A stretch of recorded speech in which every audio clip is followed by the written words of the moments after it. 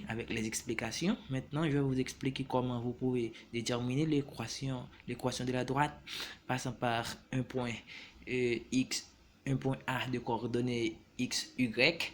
Dans ce cas, on a le point A de coordonnées moins 1, où le coefficient angulaire ou la pente est égal à demi. On dit coefficient angulaire et pente ou coefficient de la tangente. Et avec beaucoup de précision, je vais vous expliquer comme je l'avais fait, et afin que vous puissiez comprendre très bien et expliquer à n'importe qui et un tel exercice. On a le point A de coordonnées moins 1, 1,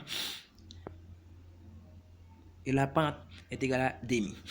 Et la première chose à faire, c'est écrire l'équation correspondante pour déterminer l'équation de la droite. Dans ce cas, on ne doit pas chercher la pente, on nous l'a donné, et seulement nous allons substituer ou remplacer les lettres par leur valeur. Et on continue. Y, c'est une variable muette. Y0 représente 1, moins 1, est égal à la pente demi par x moins x0 moins, on a un signe moins dans le coordonnées. On doit mettre une parenthèse pour que les gens peuvent bien comprendre.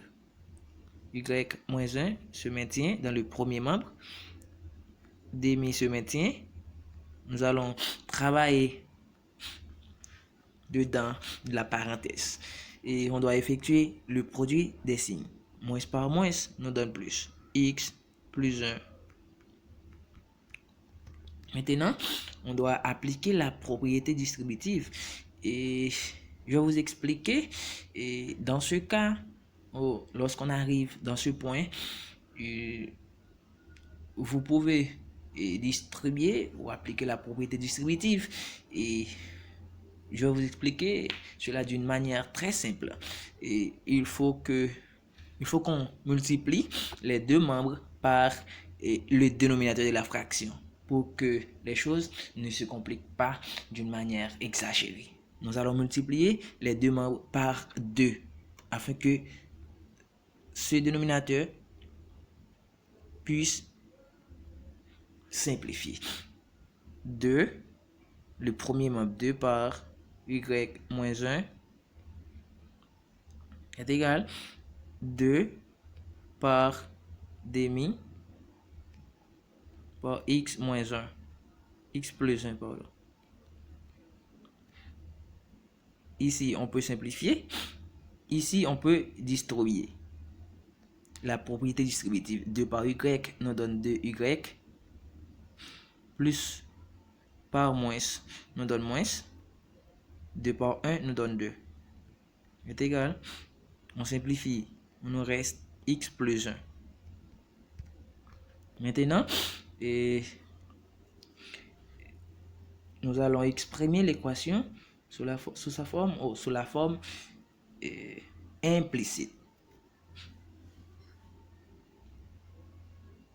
Pour exprimer l'équation sous la forme implicite, je te l'avais expliqué. Maintenant, on doit transposer le premier membre dans le second membre. On a x plus 1 dans le second membre se maintient. Je vais transposer 2y.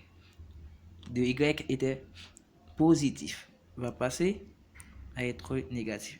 Moins 2y. J'avais moins 2 dans le premier membre, va passer à être plus 2. Est égal à 0 maintenant. Je vais simplifier ces choses. Plus 1, plus 2, cela nous donnera plus 3. On a x moins 2y plus 3. Plus 3.